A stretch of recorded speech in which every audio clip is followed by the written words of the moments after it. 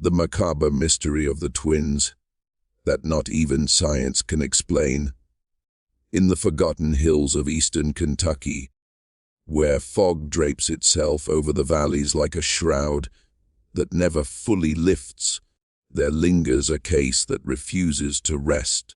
It is not folklore passed from trembling lips around a fire, but a carefully preserved account that has gnawed at the minds of historians for generations.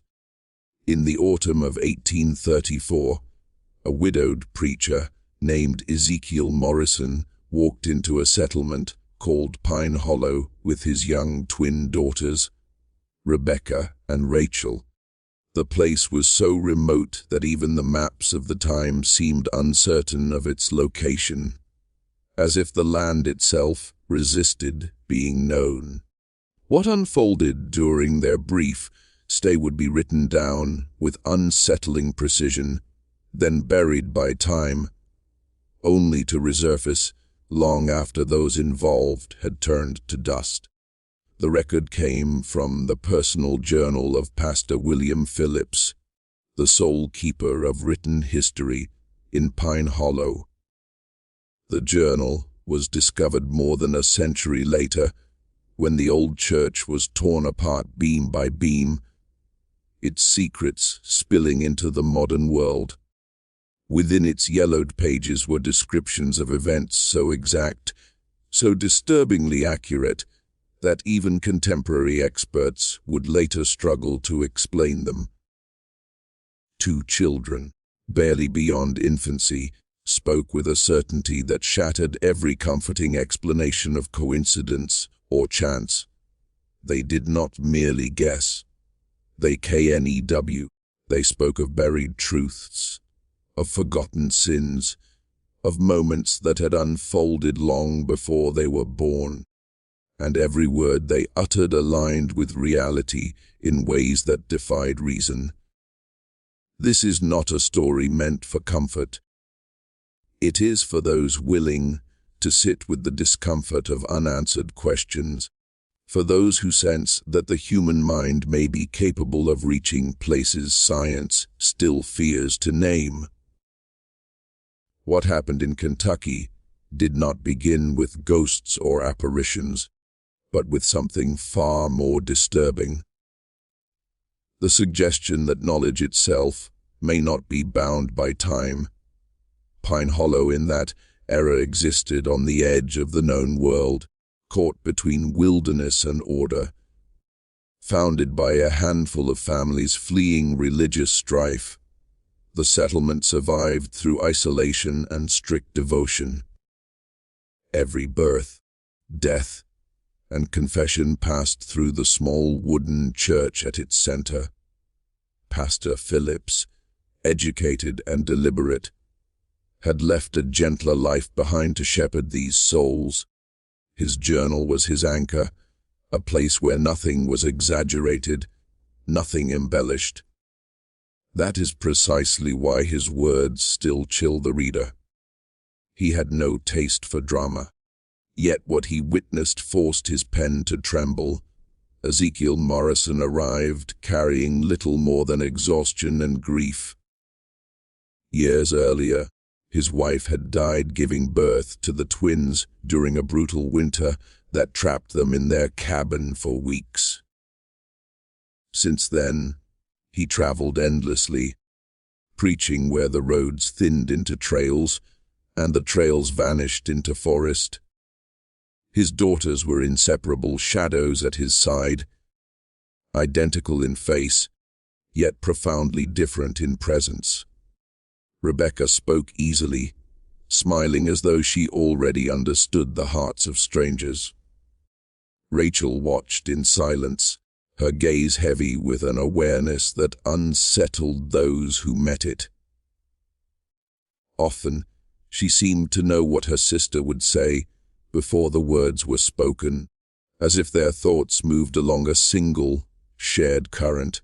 Stories followed the family wherever they went. Congregations healed, feuds dissolved, and faith reignited, but always after quiet conversations held away from the pulpit. Those who listened closely noticed that the true transformation rarely began with Ezekiel's sermons. It began with the children. Their journey to Pine Hollow was marked by hardship. Cold rain turned the mountain paths into rivers of mud. Rachel fell ill, and Ezekiel carried her for miles as night pressed in. When they finally arrived at dusk, the congregation was concluding prayers. Pastor Phillips later confessed that an unease settled over him the moment he saw the girls. Not fear exactly, but a sense of being observed, measured, as though something unseen had entered the room alongside them. That first evening, hospitality was offered as it always was. A simple meal, quiet conversation, the warmth of shared faith. Then Rebecca spoke. She asked the pastor's wife about her roses, about a blight that had nearly killed them years earlier, specifying the fence where they grew. The question struck the room into silence. No outsider could have known such a detail. Mrs. Phillips had spoken of it to no one beyond her closest kin, and yet the child described it with casual certainty. Before anyone could respond, Rachel lifted her head and added something worse. She mentioned the prayer Mrs. Phillips had whispered alone the night. She thought the roses would die, the bargain she believed no one else had heard. The spoon slipped from trembling fingers. The room seemed to shrink, the firelight dimming as if it too recoiled. From that moment on, the air in Pine Hollow changed. Whispers followed the twins wherever they went. They spoke of lost children, of unmarked graves, of promises broken in secret. Men wept at their feet. Women fled rooms in terror. Each revelation cut with surgical precision, exposing truths that had been carefully buried. Pastor Phillips wrote late into the night, struggling to reconcile his faith with what his eyes and ears confirmed. He tested them, asked questions no child should answer. They answered anyway. By the third day, Pine Hollow was no longer the same place. The Morrisons departed as quietly as they had arrived, leaving behind a congregation fractured and awakened. Ezekiel never explained his daughter's gift. He only warned that knowledge, once revealed, demands a price. The journal ends abruptly after their departure, as though Pastor Phillips could no longer bear to continue. Yet every detail he recorded was later confirmed through records, confessions, and discoveries made decades afterward. No embellishment, no error, only truth laid bare by voices too young to carry it. Even now, the question lingers in the misted valleys of Kentucky. What if the mind is not confined to the present? What if some are born with doors already open? And what if, once opened, those doors can never truly be closed again?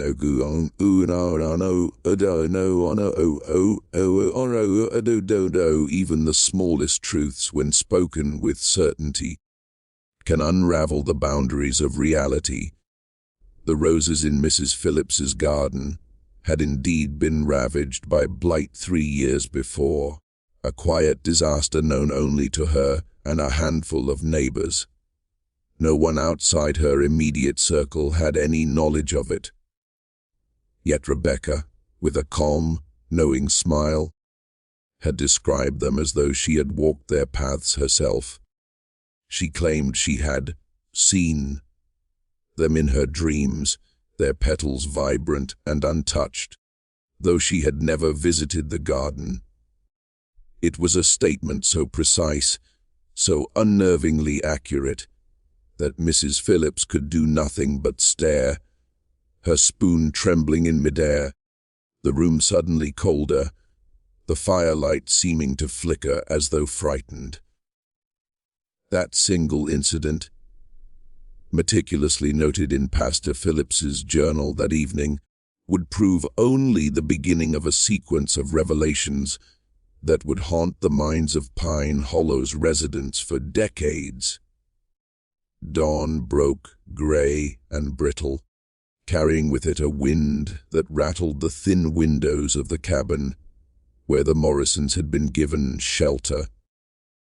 Pastor Phillips, ever dutiful, rose early to prepare for the day's sermon, but he found Ezekiel already awake, hunched over the dying embers of the hearth, his Bible open, his gaze fixed on some distant, invisible point beyond the room. The man's expression was taut with worry. The girls had dreams, Ezekiel murmured without looking up, voice heavy with unease. Dreams unlike any we have known. They dreamt of darkness, of things hidden and forbidden. Before Phillips could find a suitable reply, Rebecca appeared at the doorway, her hair a wild halo around her pale, determined face. She paused, eyes locking onto his with an intensity no child should wield. "Pastor Phillips," she said, her tone measured, impossibly confident. "Beneath the third floorboard from the altar in your church, there is something hidden that should not be there. Rachel dreamed of it, and I dreamed why it was hidden." A shiver crawled down the pastor's spine, one not born of the chill morning air. Beneath that very floorboard, he had secreted away a bottle of whiskey, a weakness he carried silently, the shame of it heavy in his chest. It was a private sin, known to no one, a reminder of his failures he had confided only to prayer in the quietest hours of the night. "What did you see in your dream, child?"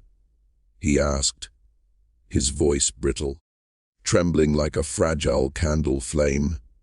From the shadows behind her sister, Rachel emerged, her movements silent and deliberate, almost preternatural. "The bottle is brown," she said softly, "and it is wrapped in a piece of cloth, a blue blanket. A baby's blanket." Pastor Phillips sank into his chair, the weight of shock rooting him to the floor. The cloth was indeed the remnants of the blanket that had belonged to the infant son he and his wife had lost years earlier, a child whose life had been extinguished before the world had even noticed. He had wrapped the bottle in it to remind himself of his failures, both as a father and as a shepherd to his flock. The room seemed to pulse with a cold, living awareness, as if the walls themselves were listening, witnessing, confirming the impossible. Ezekiel observed the scene quietly, his expression one of both compassion and wary understanding. "It began when they were very young," he said. "At first, I thought it was mere intuition. Children often sense things adults cannot. But as they grew, the visions became precisely specific and impossible to reconcile with reason. That Sunday, the Pine Hollow congregation would remember more than Ezekiel's sermon. The words he spoke from the pulpit were fervent, heartfelt, a call to repentance and spiritual renewal. But the real astonishment lay in what followed. As worshippers filed from the pews, the twins moved among them like shadows carrying the weight of unseen knowledge. Rebecca stopped before Samuel Turner, a prominent farmer and benefactor, her gaze unwavering. "Mr. Turner," she said, her voice innocent yet unyielding, "the money you've taken from the church, it is not theft if you return it, is it? Papa says God forgives those who repent." Color drained from the man's face. For months, He had skimmed from the collection plate, rationalizing the theft as temporary, necessary to cover losses from a failed investment. But he had never confessed, and the guilt had festered like a hidden rot. Rachel drifted to Martha Whitfield, the elderly widow, a woman whose moral authority had long guided the congregation. Her hands trembled as the girl spoke. "Your husband did not die in the accident, did he? That is why you hide the letters." Mrs. Whitfield swayed faint, heart pounding. 15 years prior, her husband had abandoned her, taking savings and leaving their family to survive on whispered lies. The letters Rachel referred to were pleas, confessions from him, hidden carefully from prying eyes. Never had she revealed them. One by one, the twins traversed the room, speaking truths no one else could have known. To Dr. Hayes, they recounted patients lost to his misjudgment, lives that had slipped away because he lacked knowledge he should have sought. To the Miller family, they whispered of a child hidden in an attic, a secret shame kept from neighbors for fear of scorn. Every word cut with precision, unveiling sins, failures, and hidden histories with an accuracy that left witnesses breathless, terrified, and yet strangely compelled. The room, once familiar and safe, had become a theater of revelation. Every whispered secret, every unseen truth, seemed to draw the walls closer, pressing against the living, making it impossible to deny that something beyond comprehension had entered Pine Hollow. Even Ezekiel's calm presence could not fully contain the sense of dread that had seeped into the morning air, mingling with the smell of smoke, wood, and the faint sweetness of roses that had long since perished. By the time the twins and their father departed, the community was forever altered. Pine Hollow would never be the same. The pastor's journal, the only witness, captured these events with meticulous care, and every revelation, when verified decades later, was found to be uncannily, terrifyingly true. What had entered that small, isolated town was not mere chance. It was knowledge beyond time, beyond understanding. It was the uncanny, whispering to those brave, or cursed, enough to hear, even now, as the wind moves through the valleys and fog coils around the hills. One cannot help but wonder, what if some minds are born with doors open to what others cannot see? What if the unseen is not distant, but here, quietly waiting, patient, watching, and if those doors open, once opened, they can never truly close again? Even in the quietest corners of Pine Hollow, secrets have a way of lingering, patient, almost alive. On that Sunday morning, the air was thick with expectation, though no one could have known why. The Morrison twins moved through the congregation with a calm certainty that made the skin crawl, their steps light, their eyes unnervingly alert. To young Thomas Brett, they spoke of clandestine meetings, naming a woman, Elizabeth Carter, whose husband's absence on business had been a carefully maintained truth, a hidden part of the community's daily fabric. Each revelation came without accusation, without a flicker of malice, almost as if they were merely remarking on the weather. Yet the precision of their words rendered the room still. Each member of the congregation caught between disbelief and terror. Pastor Phillips watched, a silent witness to the impossible. His orderly world, built on careful records and unquestioned piety, was unraveling in the hands of two 9-year-old girls. every secret, every buried truth, spoken aloud, stripped away the comforting veneer of normalcy. But it was Rebecca's final pronouncement that would carve itself into his memory and never leave. She approached the altar, small fingers resting against the worn cross, carved by the hands of the church's founders. Her voice rang with uncharacteristic authority, filling every corner of the silent sanctuary. "This ground is sacred," she said, "but it has been stained by what happened here before." Her words hung like smoke, thick and choking, before she continued. "The Whitman family, they did not die in a house fire, Pastor Phillips. They died right here. And some of you know why."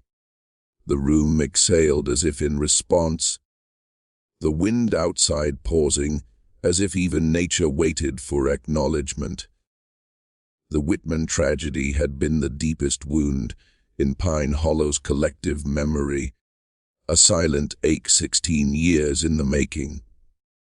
Pastor Phillips gripped the pulpit so tightly that his knuckles turned white, the familiar solidity of wood offering little comfort. The Whitmans had once been a cornerstone of the community, Jacob the blacksmith and unspoken leader, Mary the healer, her hands capable of coaxing life from both the sick and the frightened. Their twin daughters, Hope and Faith, had been the light of the settlement, bright and beloved, singing in the choir, helping their mother tend to the ill. The official records, painstakingly maintained by Phillips's predecessors, told a simple, tragic story. A house fire had claimed the family during a winter storm. Their bodies were found amid charred timbers, buried with due ceremony, a sorrow marked, acknowledged, and then quietly set aside. Yet Rebecca's words suggested a far darker truth, one that elders had hoped would remain buried, forgotten in the silence of the years. Elder Thompson, his bones creaking with age, rose slowly from his pew. The weight of decades pressed in every careful word he spoke. "Child," he said, voice low but firm, "you speak of things before you were born, of places you have never seen. How could you know?" Rebecca turned, her gaze sharp, unnervingly mature for her years. "Faith had a birthmark on her left shoulder," she said, voice steady, almost solemn. "Hope had one on her right ankle. Faith always carried the wooden doll their father carved. Hope wore a silver locket with their mother's hair inside. When they died, Faith wore her blue Sunday dress. Hope, she was in her nightgown, sick with fever." Murmurs rippled through the congregation, recognition sparking panic and awe in equal measure. The details were impossibly exact. Thompson's wife clutched his arm, wide-eyed, trembling, as the shadows of the past seemed to move through the chapel like living things. Rachel spoke next, her voice soft, clear, slicing through the tense air. "It was not a fire that killed them. They came here seeking sanctuary because someone was hunting them. They hid behind the altar, but they were found." The sanctuary fell silent. Even the faintest breath sounded loud, intrusive. Pastor Phillips recalled fragments of whispers, long forgotten, fleeting glances among the older members when certain topics surfaced. The unmarked graves, the flowers left with trembling hands, the stories never fully told. It all converged into a terrifying clarity he could not ignore. Samuel Turner, still reeling from Rebecca's earlier revelations about his pilfered funds, rose abruptly, his voice quivering though filled with defiance. "This is madness," he declared. These children are making up stories to frighten us. They cannot know such things. And yet, even as he spoke, fragments of corroboration surfaced. Mrs. Carter, Elizabeth's mother-in-law, whispered of stains that had appeared on the church floor years ago, red and stubborn, impossible to remove. Benjamin Foster, old and wary, muttered about sounds that haunted the night, children crying in the empty hallways, dismissed for years as wind or stray animals. Even Dr. Hayes, once embarrassed by his own inadequacy as a physician, spoke with meticulous calm. "When we repaired the eastern wall 3 years ago," he said, voice low, careful, "we found fragments. Bone fragments mingled with the mortar itself. I could not explain them then. I cannot now." The gravity of the moment pressed down on the room like a living weight, heavy and immovable. Every whispered secret, every hidden sorrow, had been laid bare, and the witnesses could only tremble in the presence of knowledge they were never meant to hold. The twins did not boast, did not gloat. Their revelations were delivered with the serene innocence of childhood, yet each word struck like iron, reshaping reality, forcing confessions from the shadows themselves. Even now, as the wind coils through the valleys and the mist hugs the hills, one cannot help but wonder, what if some minds are born with doors open that others cannot even see? What if the unseen is not distant, but here silent, patient, observing? And once those doors are opened, once that knowledge pierces the veil, it can never truly be closed again. The weight of Ezekiel Morrison's words hung like smoke in the still air, dense and inescapable. If the Whitman family had truly perished within the walls of the church, their bodies buried unseen beneath the very planks where prayers now rang, then every hymn, every whispered confession, every hand raised in hope had rested atop secrets that should never have been disturbed. The congregation shifted uncomfortably, the pews creaking under trembling bodies, and Pastor Phillips felt his heart tighten as he realized the magnitude of what had been spoken. Ezekiel stood quietly, the lines of his face deepened by worry, but untouched by shock. He had seen this before, in other communities, other small towns isolated by forests and hills, where the impossible seemed to leak into the lives of the unsuspecting. The way his daughters spoke, the precision with which they unraveled carefully guarded truths, left lies quivering under the harsh light of revelation. "Mr. Morrison," Phillips asked, voice strained and trembling, How do your daughters know these things? What kind of gift allows them such insight?" Ezekiel's gaze swept across the room, meeting the eyes of every shaken parishioner, before finally settling back on his daughters. "I have asked myself that every day since they were born," he said slowly. Their mother, Sarah, claimed to possess the second sight, an awareness beyond normal perception. But this surpasses anything even she could ever show. They dream of places they've never been. They speak of people they've never met. They know events that occurred before their own eyes had ever opened to the world. He paused, watching Rebecca and Rachel with an expression that mixed awe, love, and an almost unbearable sorrow. At first, I thought it was a blessing, a divine tool to help me guide lost souls. But over time, I have begun to wonder if it is something else entirely. The knowledge they bear is not light. It carries the weight of every secret, every pain, every sorrow that others try to hide. They see things no child should ever witness. As if called by their father's confession, the twins moved together to the front of the church. Small and vulnerable beneath the towering beams and shadowed rafters, they looked every bit like children for the first time that day.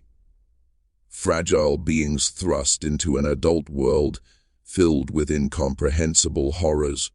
"We do not choose what we see," Rebecca murmured, her voice quiet now, stripped of the confident authority she had wielded moments before. Her blue eyes, usually piercing, now seemed weary beyond her years. "The dreams come whether we want them or not. We see what was, what is, and sometimes what will be."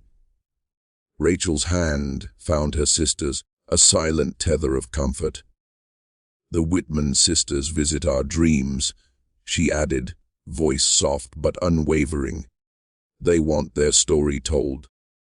They want someone to remember them properly."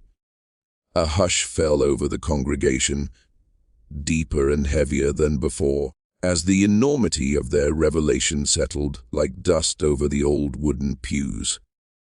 Some faces reflected skepticism, some fear, and others a fragile hope that perhaps death was not the final ending they had always believed it to be.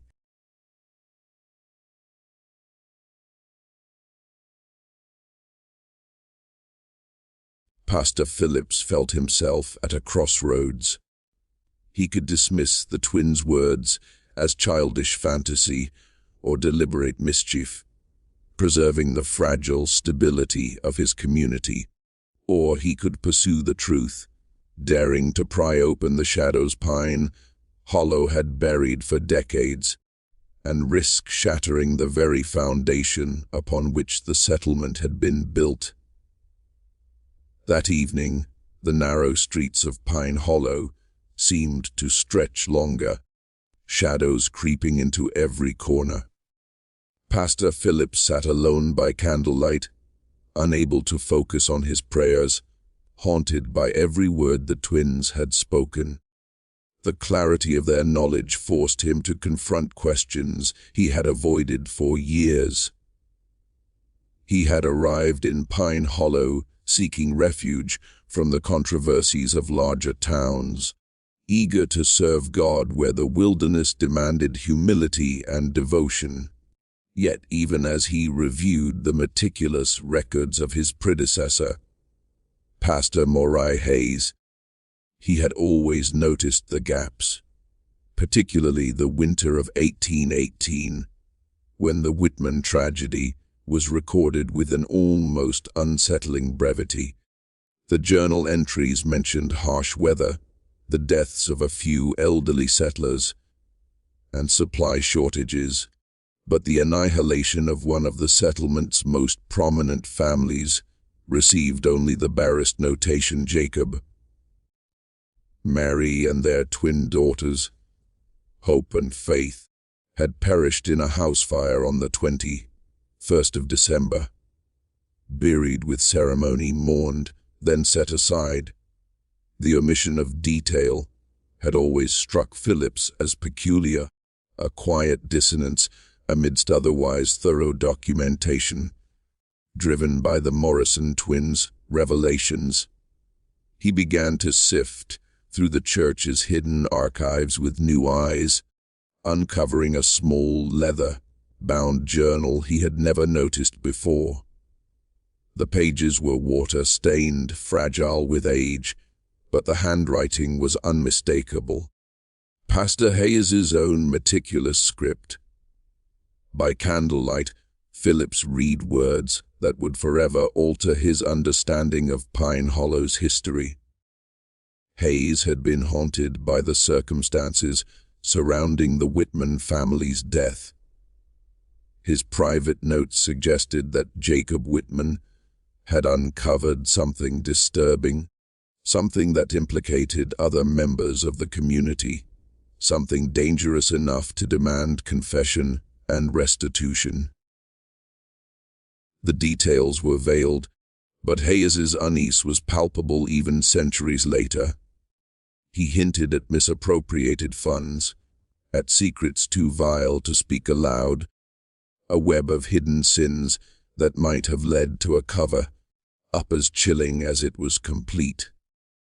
As Phillips closed the journal, the candle flickered violently, shadows stretching like dark fingers across the walls. The knowledge of what had occurred, combined with the inexplicable insight of the Morrison twins, left the pastor with a gnawing certainty some truths are not meant to remain buried, and when they surface, no sanctuary, no place of faith or human decency, can shield the living from the weight of the dead. Even now, as the fog coils around the hills and the wind whispers through the skeletal trees of Pine Hollow, one cannot help but wonder, what if some minds are born with doors open that others cannot even perceive? What if the unseen is not distant, but here, patient, watching, and once those doors are opened, once that knowledge pierces the veil, it can never truly be closed again. On the night of December 20th, 1818, the stillness of Pine Hollow was shattered by raised voices, the kind that carry through the thin wooden walls and linger in the mind long after they fade. Jacob Whitman had confronted the community's leaders, a meeting that stretched well past midnight, full of accusation and fury, the air thick with the threat of exposure. According to Pastor Hayes's private notes, theft, corruption, and unspeakable secrets were laid bare, tangled with veiled threats that promised ruin for some of the most respected families in the valley. The final entry, dated 2 days later, was a testament to the darkness that had seeped into even the hearts of those entrusted with moral guidance. The Lord forgive us all for what was done. Hayes wrote, Jacob and his family came seeking sanctuary, but they were followed. I heard the children crying, and then silence. When morning came, we found them as they had been left. Elder Thompson and the others insisted we must protect the future of the community. The truth would destroy us all. I have agreed to their plan. May God have mercy on my soul. Philip set the journal aside, hands trembling. The realization was suffocating. The Whitmans had not died in a house fire, as everyone believed. They had been hunted, cornered, and murdered within the very walls where generations had come to pray, and the people entrusted to guide their spiritual lives had concealed the atrocity, weaving a silence that stretched across 16 years. How could the Morrison twins, mere children, know such intimate details? How could they describe the clothing, the objects, even the smallest marks that belonged to those long dead children with such chilling accuracy? A soft knock at the cabin door pulled Phillips from his thoughts. When he opened it, Rebecca stood framed in moonlight, her dress simple, her hair neatly braided as though she had been waiting for this moment. Pastor Phillips, she said, her voice clear and unnervingly steady. You found Pastor Hayes's journal, didn't you? The one hidden behind the loose stone in the foundation. Phillips stared, awe and disbelief warring across his features. He had found it exactly there, guided by a subtle draft that had hinted at the stone's looseness. How did you know to tell me to look? He asked. Faith showed me in a dream, Rebecca replied matter-of-factly. Pastor Hayes was a good man, forced to do bad things. She wanted someone to know the truth. The casual way she spoke of guidance from a child long dead sent a shiver racing down Phillips's spine. "Rebecca," he said cautiously, "what do you see in these dreams?" Her small face grew serious, the innocence of her youth replaced by a burden no child should carry. "We see everything," she whispered. "Not just what happened, but why it happened. The men who killed the Whitman family didn't wish to harm anyone else. They only wanted Jacob silenced." Phillips felt a cold weight settle in his chest. What had he discovered? Rebecca's gaze drifted past him to where Rachel sat by the window, silently watching the churchyard, her expression unreadable. The money for the church, it didn't come from donations. Some of it was taken from travelers passing through the valley. Jacob discovered it when he was asked to make horseshoes for horses belonging to men who were already dead. The pieces began to align in Phillips's mind. Reports of travelers vanishing along the mountain trails, once dismissed as accidents or attacks by wild animals, took on a new, sinister meaning. Murder and theft had paved the early foundation of Pine Hollow. The church itself built on a foundation stained with blood.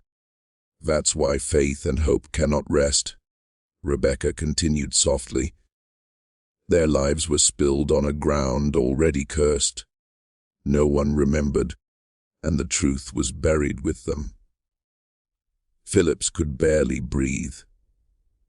The sanctuary he had dedicated his life to serving, the very place he had sought solace and guidance, had been constructed with the proceeds of violence, and had itself become the site of an even greater atrocity. And yet, amidst the horror, a part of his mind, the analytical, rational part, sought verification. Could this truly be known? Could it be that the Morrison twins were vessels of supernatural knowledge, or was this some impossible coincidence meticulously orchestrated? The answer arrived sooner than he anticipated. The next morning, as the Morrisons prepared to depart after their extended stay, a lone horseman appeared on the eastern trail. He was a man of middle age, well dressed, his bearing refined, the air around him commanding attention. Introducing himself as Thomas Brennan, solicitor from Lexington, he carried an aura of purpose and authority. "I represent the estate of Marcus Webb," he explained. "He passed recently in Louisville. Among his belongings were documents that reference Pine Hollow's early years. I seek to trace certain funds that may have been transferred irregularly." Phillips felt the blood drain from his face. Marcus Webb, a name recorded in Hayes's secret journal, was one of the travelers who had vanished along the mountain paths in 1818. According to the notes, Webb carried a considerable sum intended for land purchases in Tennessee. And now, decades later, the threads of history were converging in his cabin, as if the dead themselves were pulling the past into the present, demanding that the truth be seen, understood, and remembered. Even now, as the moonlight dances across the hills, and the wind whispers through the skeletal trees of Pine Hollow, one cannot help but wonder, what if some minds are born with doors already open, glimpsing what others cannot? What if the unseen is not distant, but here, patient and waiting? And once those doors are opened, once that knowledge pierces the veil of time, it can never truly be closed again. Before Phillips could even formulate a coherent thought, Rebecca appeared at his side, stepping from the morning mist with the same unsettling precision that had marked so many of her sudden appearances. She tilted her head, those icy blue eyes calm yet unsettling, and regarded Thomas Brennan with an air of quiet certainty.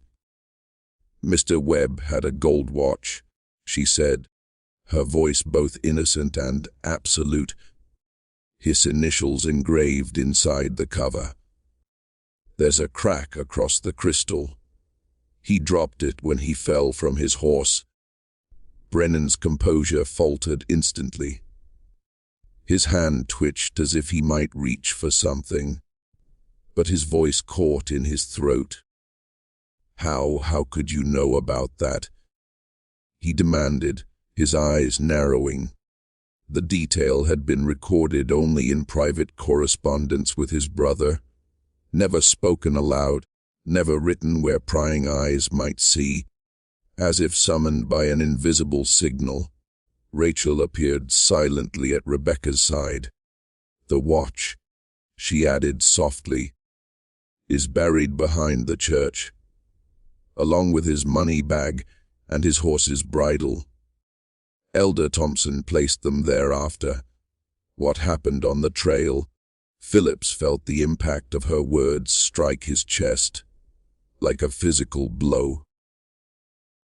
If the twins were telling the truth, if the items were indeed buried where they claimed, it meant their knowledge surpassed anything explainable by ordinary means.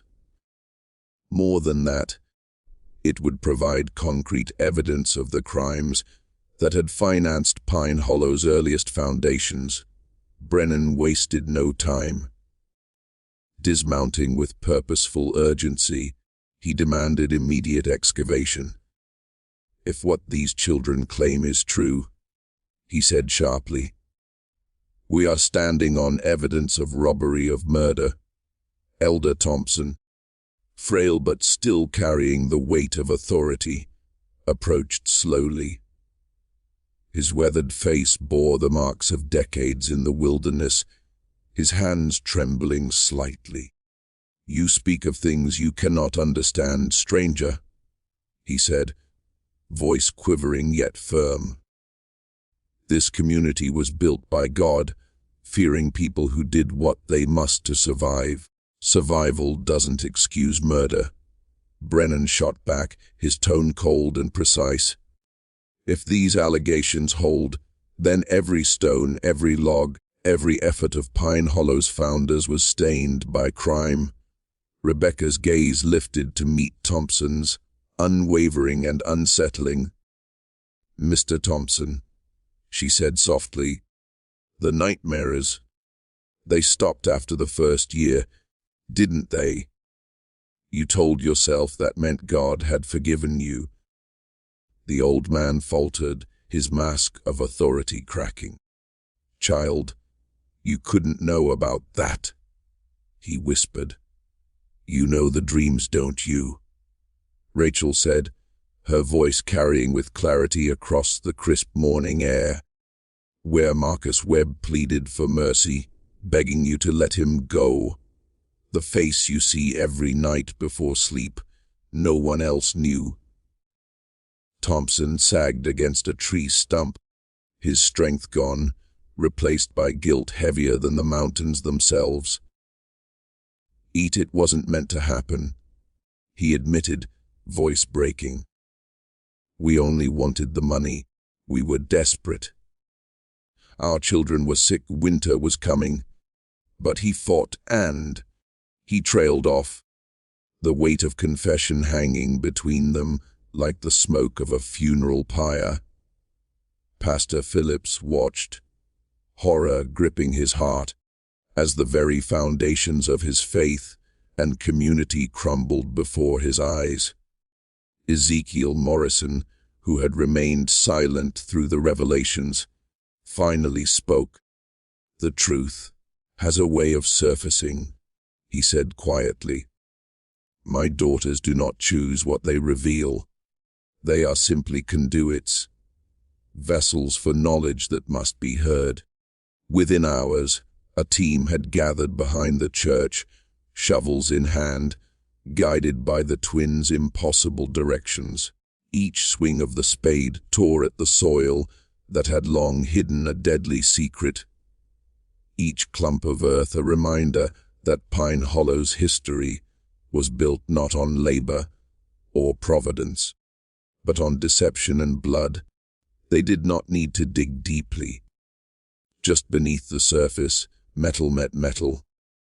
Carefully brushing away the soil, they uncovered a tarnished gold pocket watch.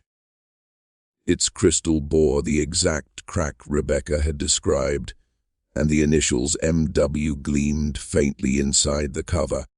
Beside it lay a weathered leather bag, its contents long decayed, but unmistakably the money that had drawn death into the valley. The rotted remains of a horse's bridle confirmed the story in grisly detail. Brennan examined each piece with the methodical eye of a lawyer building a case that could topple a legacy. "This matches Marcus Webb's letters perfectly," he murmured. "The engraving, the chain, even the crack in the crystal." Yet it was Elder Thompson who delivered the most damning truth.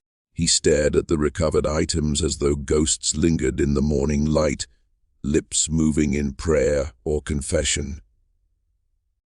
"There were others," he whispered, voice hollow. Webb was not the first, and he was not the last. That trail through the mountains, it was perfect. Travelers came alone, carrying money, unaware of the danger. The scope of the horror became clear. Pine Hollow was not the product of hard work and divine providence. It had been financed through a series of calculated thefts and killings, a pattern stretching across years. Yet as the physical evidence confirmed the crime, Pastor Phillips was gripped by a deeper, more unsettling question. How could the Morrison twins know what no living soul could recount? How could children speak of victims they had never met, describe moments from lives long extinguished, with a precision that defied comprehension? Even as the wind rustled through the skeletal trees of Pine Hollow, as shadows clung to the hills and the churchyard lay silent, one thought remained inescapable. Some minds are born with doors open to secrets that the rest of us cannot see. Some knowledge waits patiently, unseen, until it finds a voice, and once it speaks, once the veil is pierced, it can never truly be closed again. Crimes that had unfolded long before the Morrison twins were born. Secrets buried in the earth for decades. The whispered horrors of lives extinguished and hidden. These were not mere stories or legends. They were truths that pressed against the walls of Pine Hollow, demanding recognition and forcing Pastor Phillips to confront a reality that defied every conviction he had held about life, death, and divine order. As the sun sank behind the misted hills that evening, the shadows stretching across the excavation site seemed almost alive, crawling like smoke toward the churchyard, past the graves that had held their silence for far too long. The community itself teetered on the edge of revelation. 16 years of concealment, of lies layered upon lies, were unraveling before their eyes. The Morrison twins stood together, small figures framed by the darkening sky, their faces turned toward the silent cemetery, where countless secrets slumbered beneath unmarked stones. Their eyes, luminous and unwavering, seemed attuned to whispers only they could hear. Tomorrow would bring the reckoning, but tonight belonged to the dead, finally finding voice through two children who bore knowledge beyond comprehension, knowledge that made the living tremble. Dawn broke gray and unforgiving, carrying with it a chill that cut through the narrow streets of Pine Hollow. By mid-morning, the settlement, still haunted by yesterday's discoveries, welcomed a delegation from the county seat. Solicitor Brennan had wasted no time in alerting authorities. A sheriff, a territorial judge, and two federal marshals arrived, their boots echoing ominously across the wooden walkways. Judge Harrison, a man with silver hair and gray eyes that seemed to pierce the soul, established a temporary court inside the church itself, a grimly fitting choice, given the blood-soaked foundation upon which it had been built. The entire community was summoned, though none could have anticipated the truths that would emerge. Elder Thompson, physically diminished by years and guilt, took his place in the front pew, flanked by two other aging men who had once governed the fledgling town. Their faces, pale and hollow, bore the weight of decades spent hiding horrors that now demanded acknowledgement. Yet it was the Morrison twins who drew every gaze. Judge Harrison, initially skeptical of the claims of supernatural knowledge, had already begun to reconsider. The previous day's discoveries had shattered the boundaries of rational thought. "Rebecca Morrison," the judge called, his voice resonating across the wooden beams of the sanctuary.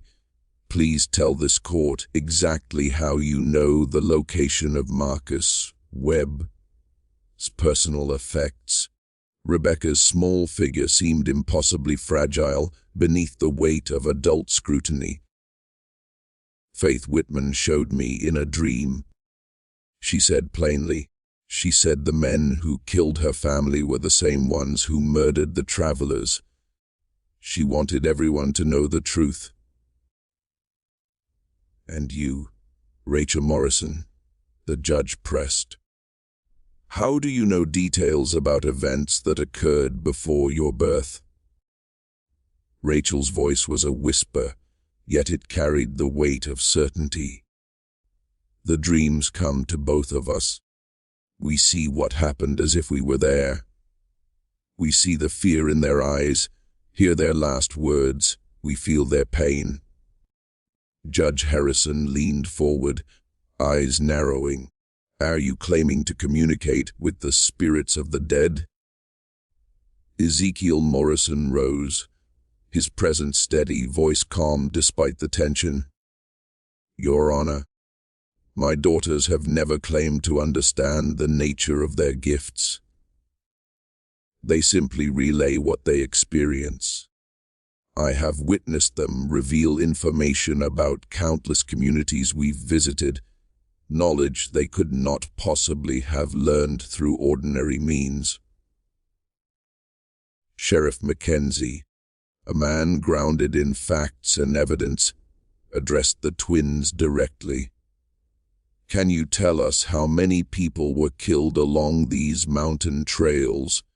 Rebecca and Rachel exchanged one of their silent, loaded glances before Rebecca spoke. 11 men over 3 years. Most traveled alone, carrying money for land or business. One was a preacher like Papa, with gold coins sewn into his saddle. A murmur rippled through the room. Rachel continued, her voice weaving the dark tapestry alongside her sister's. His name was Samuel Collins. He was to establish a new church in Tennessee. His horse was a bay mare, with a white star on her forehead. The sheriff consulted a weathered notebook, hand trembling. His face drained of color as he found the entry. Samuel Collins disappeared along this route in September of 1819, the notes confirmed. The description of his horse matched perfectly, but then came the revelation that sent a shiver through every living soul present. Elder Thompson, hands shaking as if aged decades in mere moments, struggled to his feet. "Your Honor," he said, voice breaking, "I can bear this burden no longer. Every word these children speak, it is true.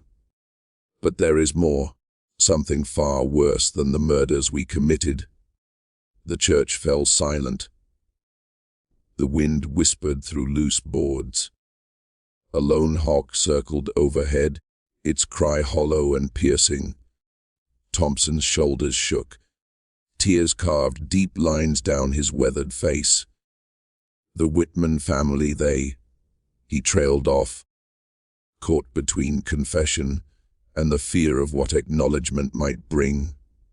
Pastor Phillips understood in that instant that nothing in Pine Hollow would ever be the same. The truth, unrelenting and raw, had finally surfaced, carried not by elders, not by scribes, not by rumor, but through the voices of two small children who had been touched by a knowledge older than memory, older than the settlement itself.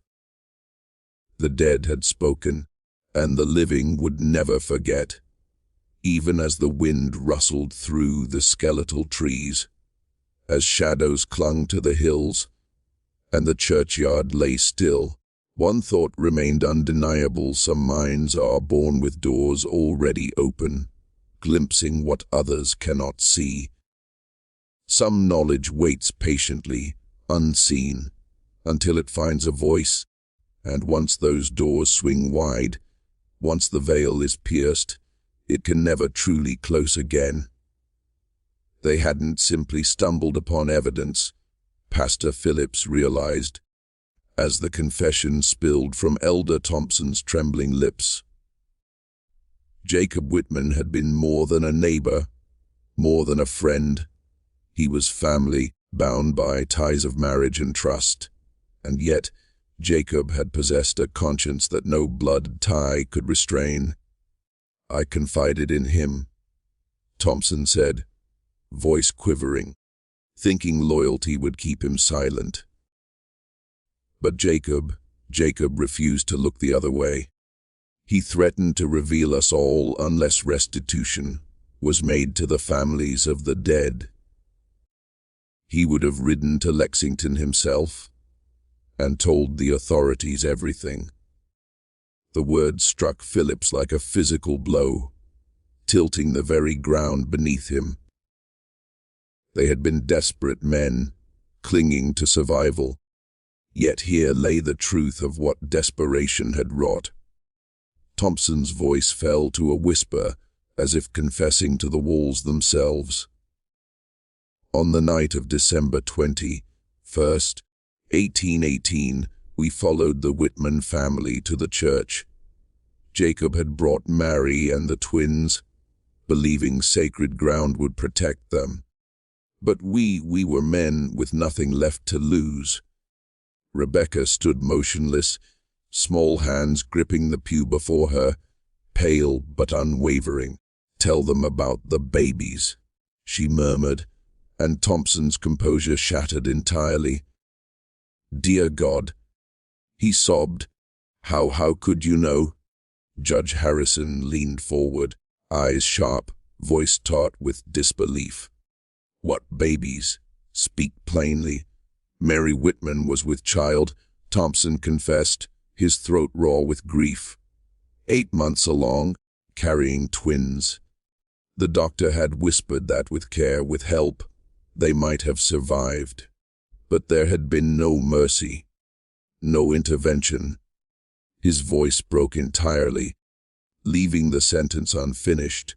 Rachel stepped forward then, her soft, clear voice cutting through the heavy air. "That is why we see," she said. Faith and Hope Whitman weren't the only children who died that night. Their unborn sisters were taken with them. 4 souls crying out for justice. The congregation shifted, a collective gasp sweeping through them. If the twins were channeling the spirits of the dead, infants yet unborn among them, the implications tore at every foundation of belief. Theological doctrines, the assumed sanctity of life and death, all were challenged by the clarity of a child's voice, echoing truths no living soul had acknowledged.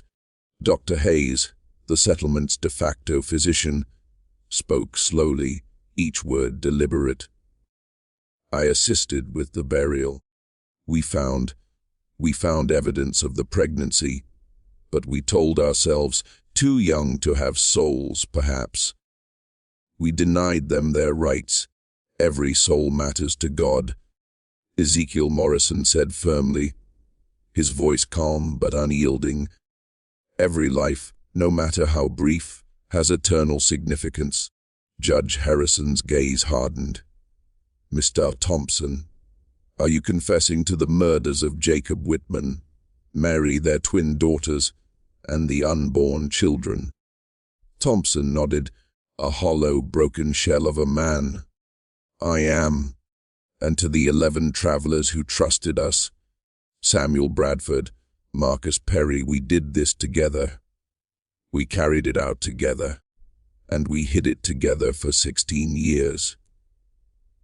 The 2 other elderly men named in the confession remained frozen, their faces masks of resignation and terror.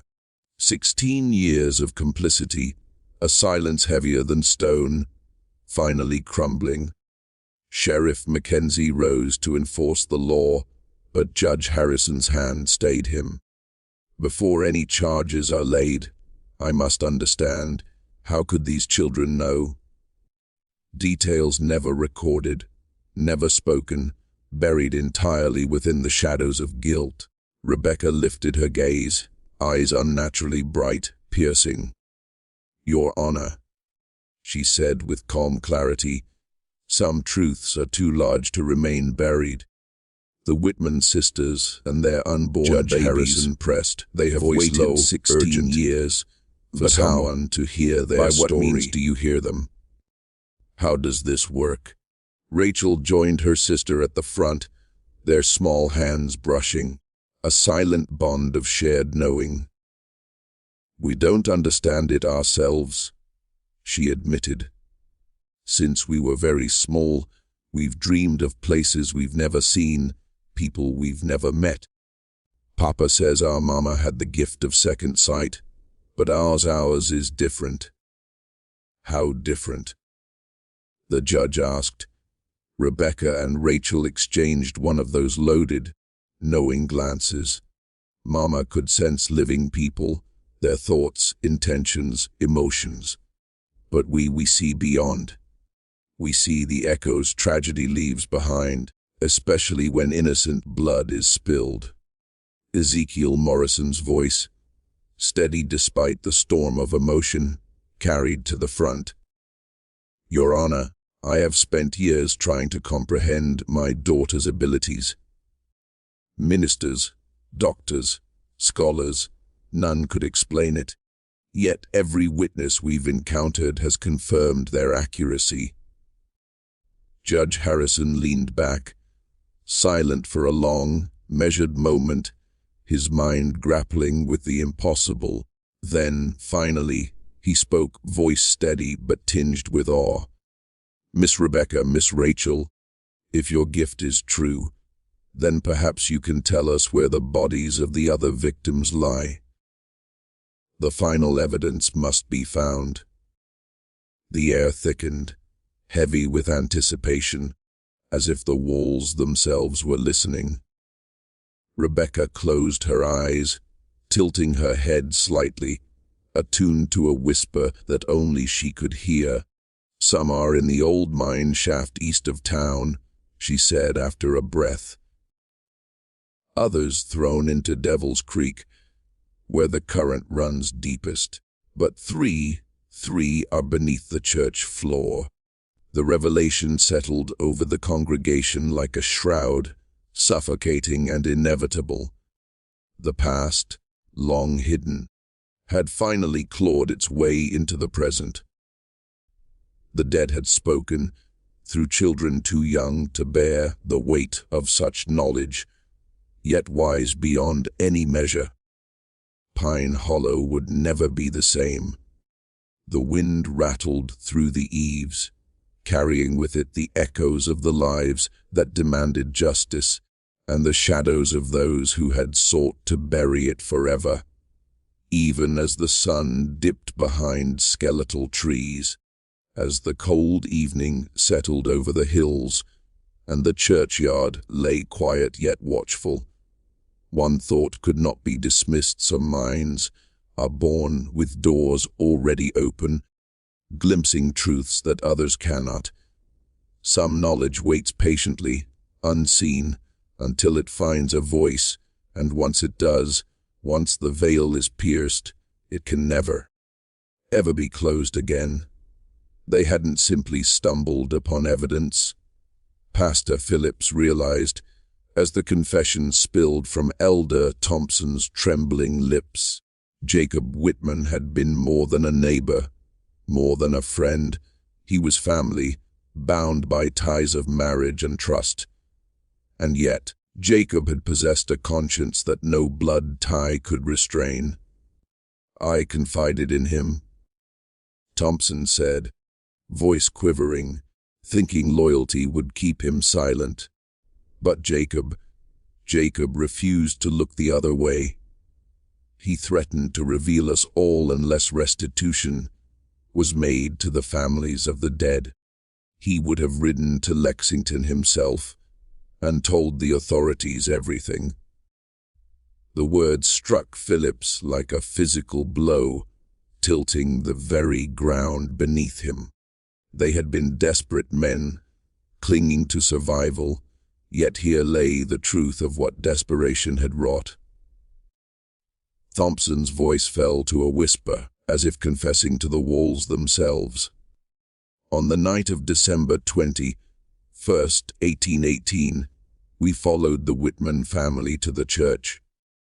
Jacob had brought Mary and the twins, believing sacred ground would protect them. But we were men with nothing left to lose.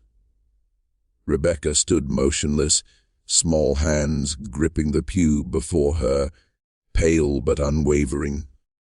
"Tell them about the babies," she murmured, and Thompson's composure shattered entirely.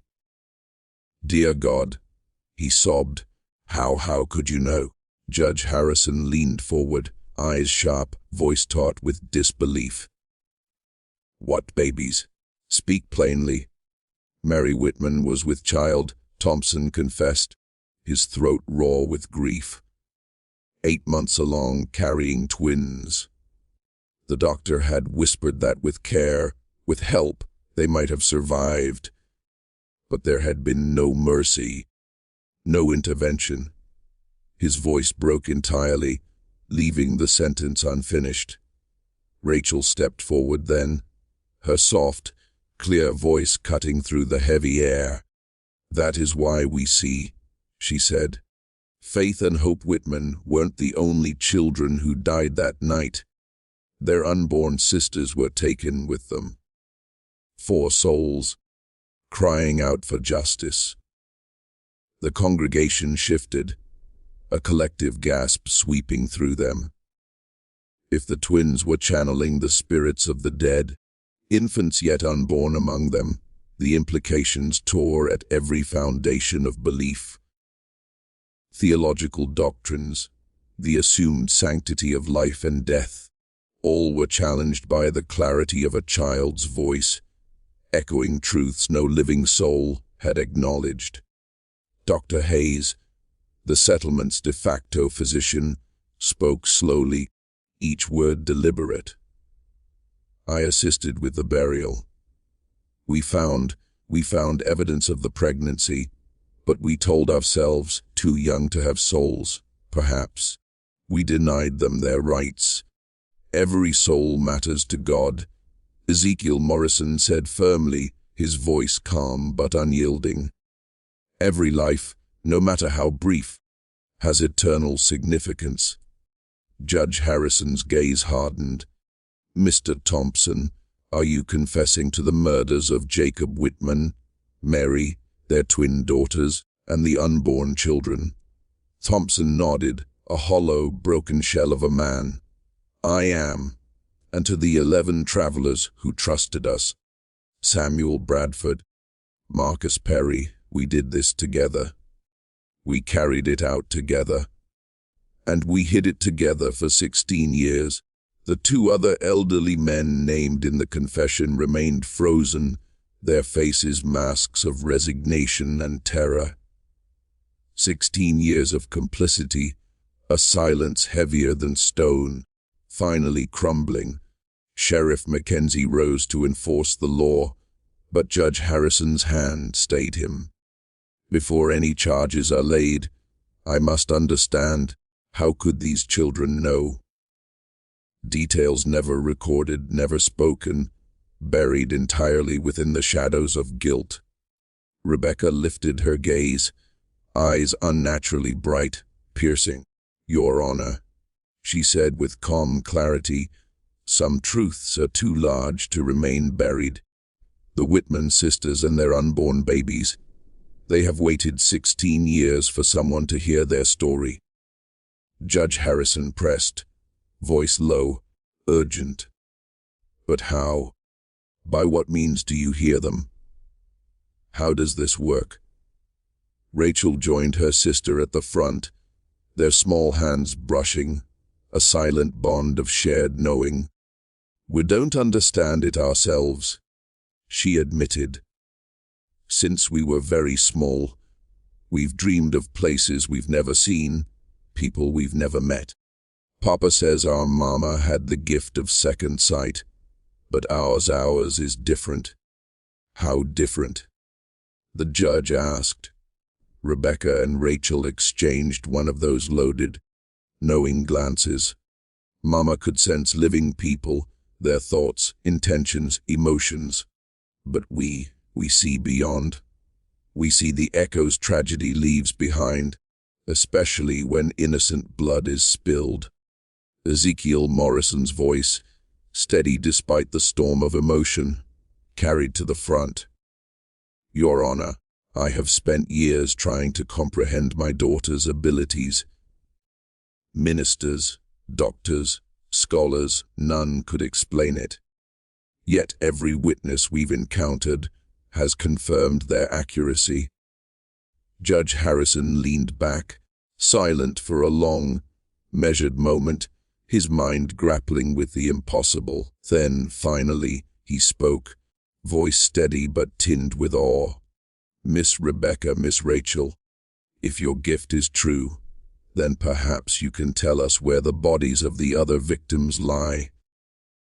The final evidence must be found." The air thickened, heavy with anticipation, as if the walls themselves were listening. Rebecca closed her eyes, tilting her head slightly, attuned to a whisper that only she could hear. "Some are in the old mine shaft east of town," she said after a breath. "Others thrown into Devil's Creek, where the current runs deepest. But 3 are beneath the church floor." The revelation settled over the congregation like a shroud, suffocating and inevitable. The past, long hidden, had finally clawed its way into the present. The dead had spoken, through children too young to bear the weight of such knowledge, yet wise beyond any measure. Pine Hollow would never be the same. The wind rattled through the eaves, carrying with it the echoes of the lives that demanded justice, and the shadows of those who had sought to bury it forever. Even as the sun dipped behind skeletal trees, as the cold evening settled over the hills, and the churchyard lay quiet yet watchful, one thought could not be dismissed. Some minds are born with doors already open, glimpsing truths that others cannot. Some knowledge waits patiently, unseen, until it finds a voice, And once it does, once the veil is pierced, it can never, ever be closed again. Their bones lay entangled with the very stones that held the church upright, a revelation that sent a collective shiver through the congregation. Pastor Phillips could hardly breathe as the magnitude of the truth settled over him like a physical weight. For years, he had led prayers, offered communion, and proclaimed the promise of salvation, all while standing atop the unmarked graves of men whose lives had been stolen. Every hymn, every whispered benediction, every bowed head had been offered over murder itself. Sheriff Mackenzie turned to Judge Harrison, seeking guidance amid the horror. "Your Honor, if we are to verify these claims, the church floor itself must be opened." Harrison's face was grave, a shadow of stone etched into silver hair. "Yes." "But first, we must grasp the full extent of these atrocities." His eyes settled on Elder Thompson, whose age-worn hands trembled in his lap. "Where is the stolen money? What became of their belongings?" Thompson's gesture swept weakly over the familiar walls around them. "It went into building this community," he admitted, voice barely audible. "The church, the mills, the school, all of it was built from blood money. We told ourselves we were crafting something good from something evil, that God would forgive us if we used the stolen wealth for righteous purposes. And the families?" Harrison pressed, voice unflinching. "Did any of you consider the wives, the children, the parents who waited in despair, never learning the fate of their loved ones?" Rachel Morrison's small voice broke the silence, carrying a weight that made every head turn. Marcus Webb had a wife, Elizabeth, and 2 sons. Samuel Collins was engaged to Catherine, who waited for him until she died of consumption 3 years later. Most of the others had families who spent years grieving without closure, hoping, wondering what had become of them. The specificity of her knowledge unnerved everyone. She did not recite cold facts. She spoke of lives interrupted, of dreams left unfinished, of grief and longing carried by those who had never returned home. Every whispered detail was a reminder that these victims had been real people, not nameless shadows of history. Judge Harrison rose, voice carrying across the silent assembly. "This court will recess while we conduct a full investigation into the claims made here. Sheriff Mackenzie will oversee the excavation of the church floor and the search of the sites identified by the Morrison twins. Elder Thompson, Samuel Bradford, and Marcus Perry will remain in custody pending formal charges." As the 3 men were led away in shackles, the congregation dispersed slowly, each person weighed down by the horror of revelations long buried. 16 years of lies, carefully maintained, had collapsed in a single morning. The very foundation of Pine Hollow had been built on murder and deceit. But for Pastor Phillips, the darkest questions had yet to be answered. How could 2 9-year-old children possess knowledge that defied every natural law? What did it mean for the nature of death, for the persistence of consciousness, for the possibility that the living could hear the dead? The Morrison twins stood together, small and solemn amid the emptying church, dwarfed by the enormity of what they had revealed. Exhaustion tugged at them, their young bodies carrying the weight of countless stories of pain, injustice, and stolen lives. "Papa," Rebecca whispered, her voice fragile. "Can we leave now?"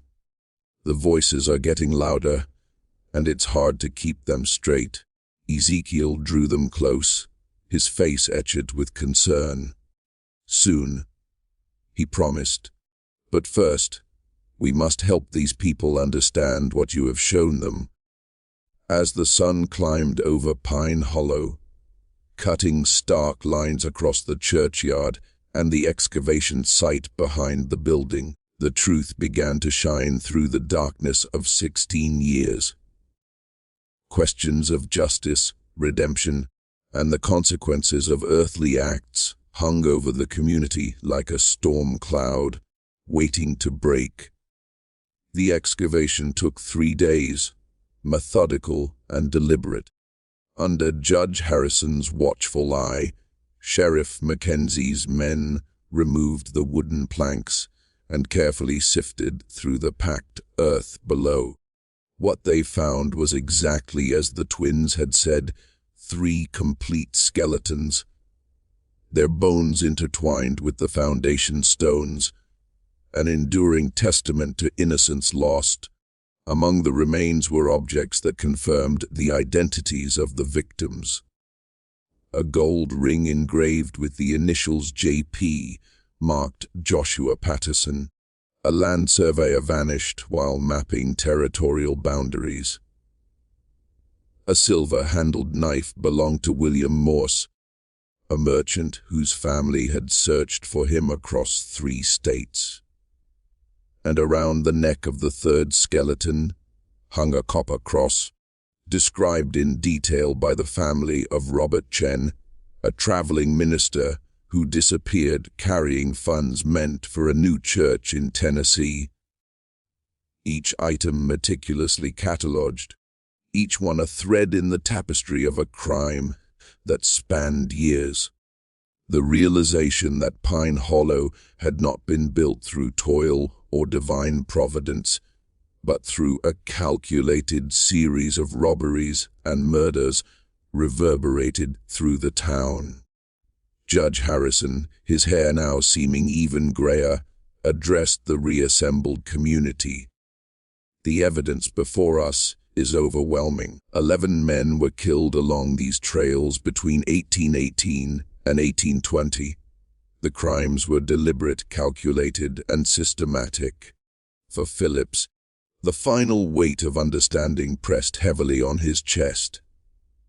Not only had murder and deceit formed the bedrock of the town, but 2 children, 9 years old, had known the truth in ways that transcended human comprehension. How could such knowledge be possessed by those so young? And more importantly, what did it mean for the living, the dead, and the space that separates them? Even as the wind rustled the skeletal branches outside, and shadows clung to the churchyard, one inescapable thought lingered. Some minds are born with doors already open, glimpsing what others cannot. Some truths wait patiently hidden until they find voices willing to speak. And once that veil is pierced, once the silence is broken, it can never, ever be restored. The stolen wealth of the fallen became the bedrock of Pine Hollow, each brick and plank a testament to crimes carefully hidden and compounded by murder. The Whitman family had been silenced not in a moment of rage, not in a lapse of judgment, but as a calculated act to protect secrets too dark to survive the light. Elder Thompson, Samuel Bradford, and Marcus Perry sat before Judge Harrison in shackles, their faces etched with the hollow exhaustion of men who had carried unbearable guilt far too long. Time had withered their bodies, yet their sins bore down heavier than any chain. Freedom was no longer possible. Judge Harrison's voice cut through the silence, resonant and precise. The most unsettling aspect of these crimes is not their violence, but their deliberation. These men devised a methodical system, identifying travelers, taking their lives, seizing their wealth, and then used it to construct what they presented as a godly settlement. Pastor Phillips felt the very ground shift beneath him. Every prayer he had offered, every hymn he had led, every sermon proclaiming faith and morality had been set atop a foundation of innocent blood. The walls of the church, once sacred, now seemed to loom with accusation. How could he continue to serve here, when the hallowed ground itself had been soaked in betrayal? And yet, amid the horror, it was the Morrison twins who illuminated the deeper spiritual implications. Rebecca stepped forward, her small frame commanding a presence that belied her years. "Judge Harrison," she said, voice ringing clear through the wooden rafters, "may we speak of forgiveness?" The judge, who had witnessed days of revelations that defied reason, regarded her with a mixture of astonishment and careful respect. "Of course, child. Speak." Rebecca and Rachel moved together beneath the weathered cross, standing in the shadow of 16 years of deception. "The Whitman sisters want everyone to know that they forgive the men who took their lives," Rebecca said. "They understand fear can make people do terrible things."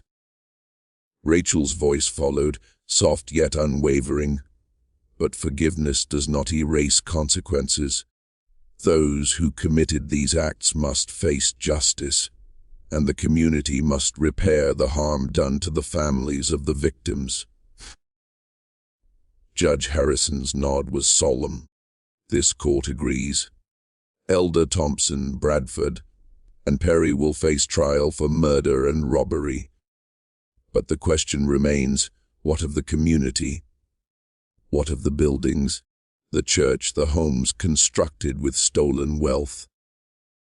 Ezekiel Morrison, shoulders stooped with age and care, spoke for the first time. "Your Honor, Scripture tells us that the sins of the fathers need not fall upon their children. If those who remain choose righteousness over convenience, this community may yet be redeemed, but only through confession, restitution, and genuine repentance." Pastor Phillips found his voice, firm and unwavering. "The church itself must be consecrated anew. The remains beneath its floor will be respectfully removed and reburied. Families of the victims will be identified and compensated where possible. A memorial will be established to ensure these crimes are never forgotten." Solicitor Brennan, who had meticulously documented the proceedings, looked up from his notes. "The estate of Marcus Webb alone is entitled to full restitution. His brother has authorized recovery of the stolen funds, plus compensation for 16 years of anguish and uncertainty." Elder Thompson, frail yet compelled to speak, whispered, "The money is gone, spent over the years on community projects, on the few families in need, on maintenance. Nothing remains to give." His confession carried a weight that pressed into the hearts of all present. The responsibility, he admitted, now fell upon the community itself. Judge Harrison's decree was unflinching. "All buildings constructed with stolen wealth shall be sold. The proceeds will go to the families of the victims as partial restitution. Pine Hollow, as it has existed, will cease to be."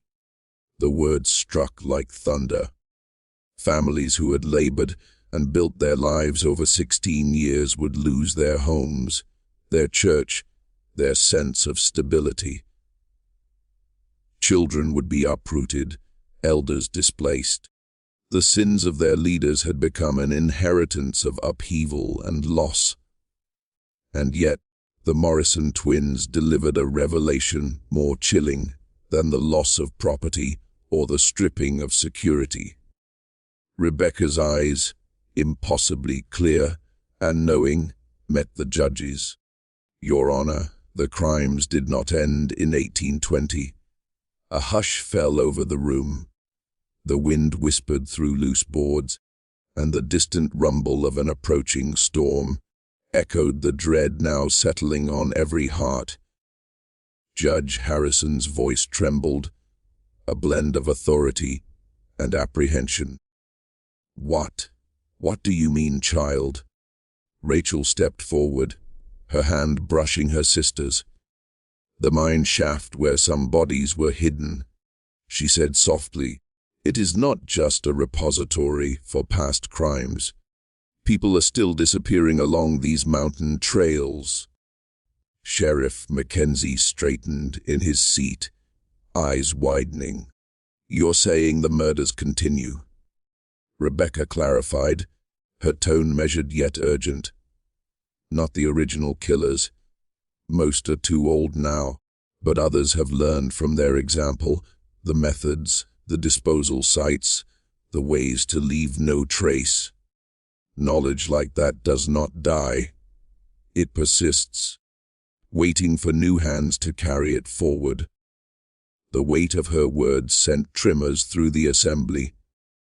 Pine Hollow, it seemed, had sown the seeds of violence that had grown unchecked for decades, claiming victims whose disappearances were dismissed as accidents, exposure, or the cruel hand of nature. And now, standing beneath the same cross, where 16 years of deception had been silently sanctioned, the community faced the terrifying realization that evil had a long memory, and innocence, no matter how young, could still speak across time to demand justice, even as shadows lengthened and the first drops of rain hissed against the wooden roof. One truth became undeniable: some minds are born with doors already open, glimpsing what others cannot. Some truths wait patiently hidden until voices rise to speak them. And once that veil is pierced, once silence is broken, it can never, ever be restored. Judge Harrison rose from his chair, his expression a mixture of grim determination and quiet exhaustion. "Sheriff Mackenzie," he said, his voice low but commanding, "we must expand this investigation immediately. If there are more recent crimes connected to this place, they must be brought to light." Around them, the church thrummed with a tense silence, the weight of revelations still lingering like a storm cloud ready to break. The Morrison twins stood side by side, small figures in the immense shadow of the sanctuary. Their impossible burden, carried for 3 days through the testimony of the dead and the confession of the guilty, seemed finally lifted. They had been the voices of those silenced, instruments of truths too long denied, conduits of justice that the living had failed to deliver. Their father, Ezekiel Morrison, gathered them close, his lined face a map of worry, relief, and reverence. "Are you ready to leave this place?" he asked softly. Rebecca's eyes swept over the wooden walls, the simple cross above the altar, and the faces of those forever changed by the twins' words. "The voices are quieter now," she whispered. "Faith and hope can rest." Rachel placed her hand over her sister's. "But there will always be other places, other voices, Papa. Why must we carry all this sadness?" Ezekiel knelt, meeting their gaze. Tears glimmered at the edges of his eyes. "I do not know, my little ones," he said, voice breaking with tenderness. "But perhaps God entrusts burdens only to those strong enough to bear them. Perhaps your gift, whatever it truly is, serves a purpose beyond our understanding. As the Morrison family prepared to depart, carrying with them their extraordinary abilities and the weight of terrible knowledge, Pastor Phillips lingered in the empty pews.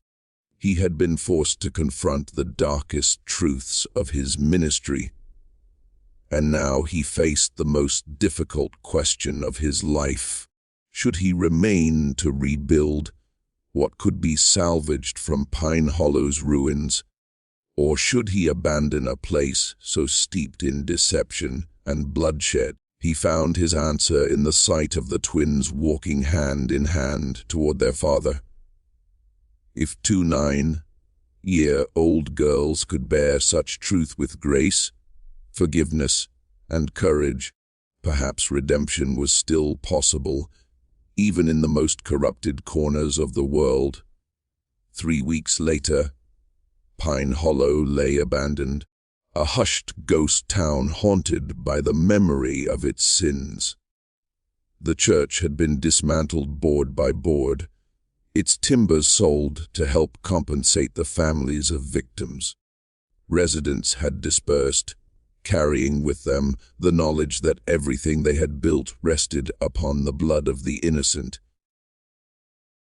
Yet across Appalachia, a new story began to ripple through the region of 2 young girls who possessed knowledge beyond reason, who spoke as instruments of the dead, and whose words revealed crimes that had long been concealed.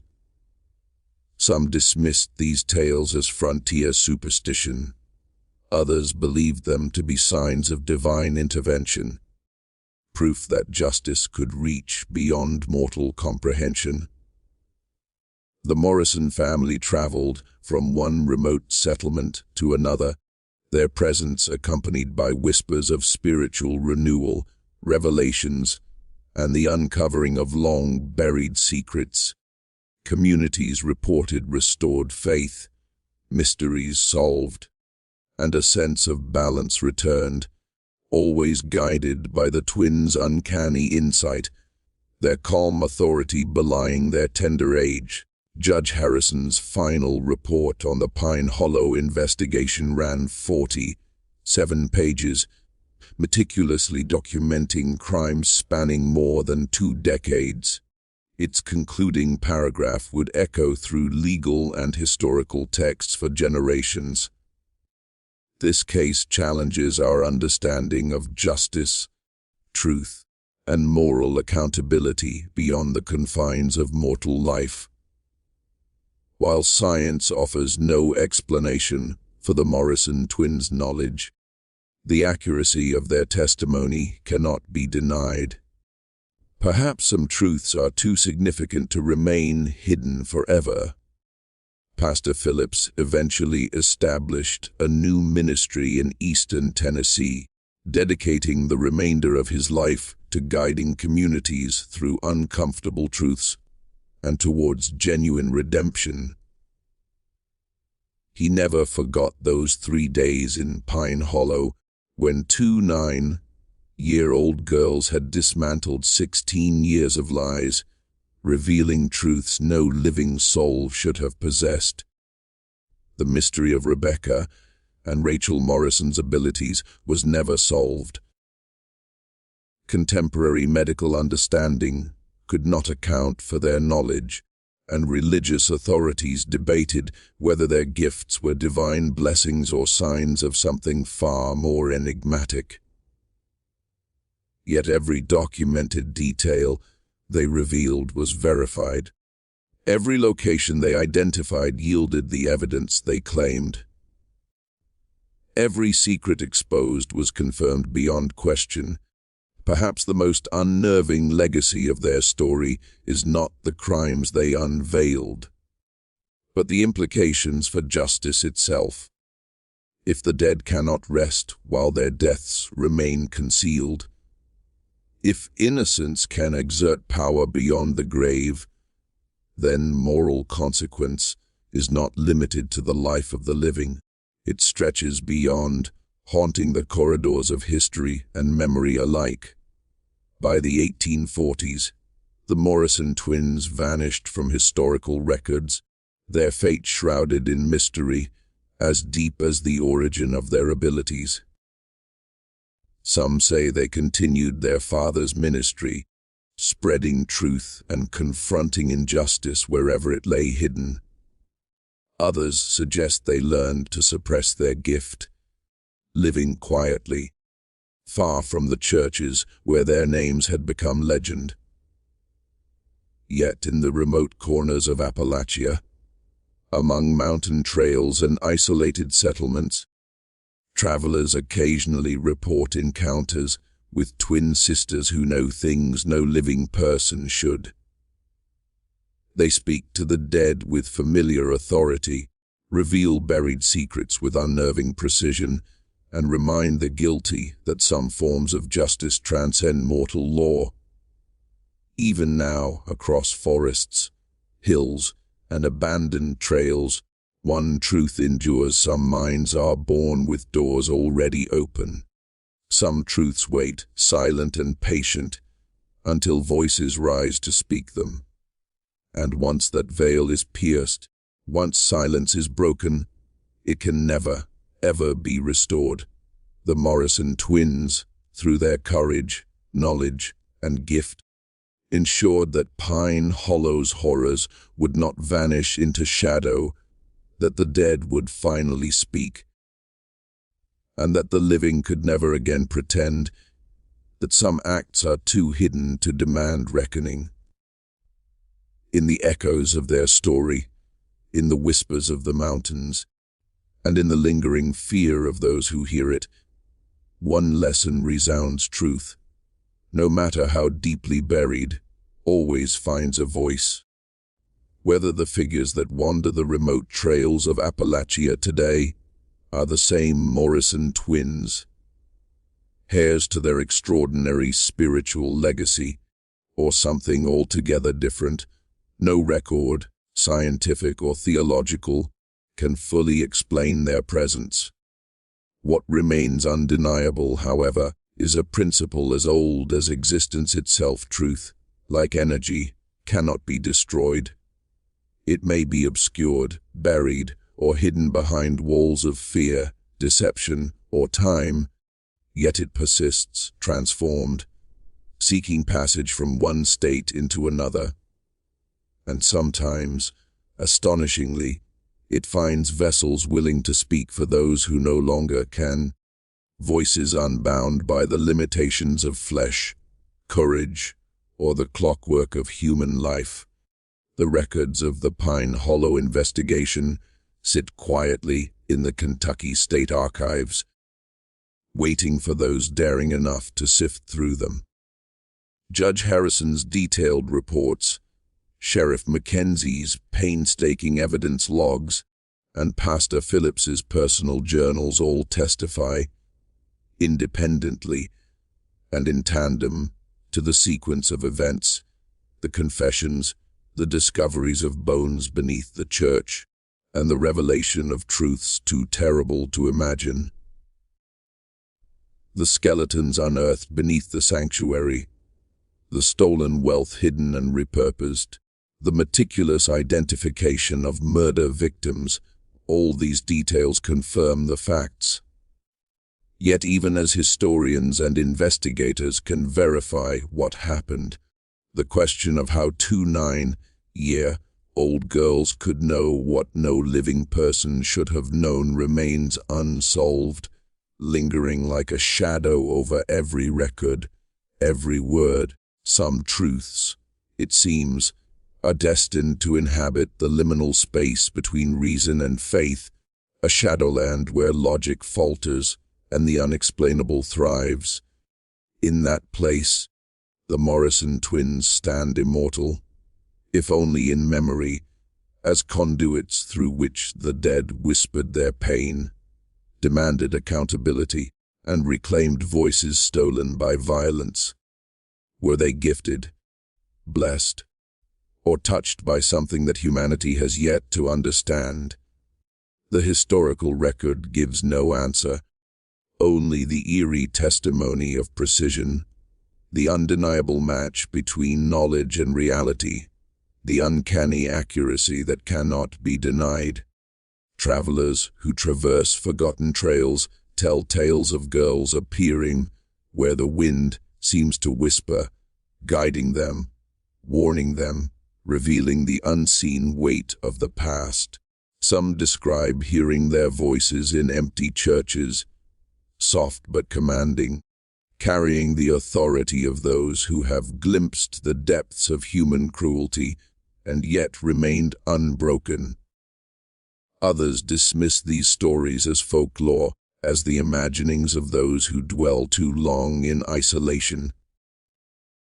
Yet for every skeptic, there is a witness who swears that the knowledge revealed defies explanation, that names, dates, and locations matched forgotten histories with uncanny precision. If one dares to ponder the implications, it becomes chillingly clear that the Morrison twins were not merely witnesses to history. They were instruments of its reckoning. They spoke with clarity that transcended age, with authority that outstripped their size, their voices bridging the gap between life and death. The question that haunts every historian, every believer, every seeker of truth is the same one Pastor Phillips carried in silence for decades. How could children, 9 years old, channel the knowledge of souls long vanished, expose crimes buried beneath the earth, and do so without faltering, without error? Some suggest it was divine providence, that their gift was a manifestation of justice itself, a mechanism through which the wronged could demand acknowledgement. Others argue for a force beyond our comprehension, something older than the mountains, something that watches from the shadows and chooses the voices through which it speaks. Science offers no explanation, and even faith can provide only speculation. And yet, the evidence remains. Every recovered artifact, every skeletal remain, every confession and corroborated fact testifies to a reality that ordinary minds struggle to accept.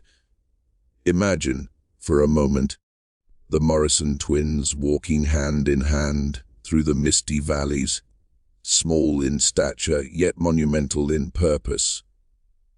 Each step they take reverberates with the weight of the unseen.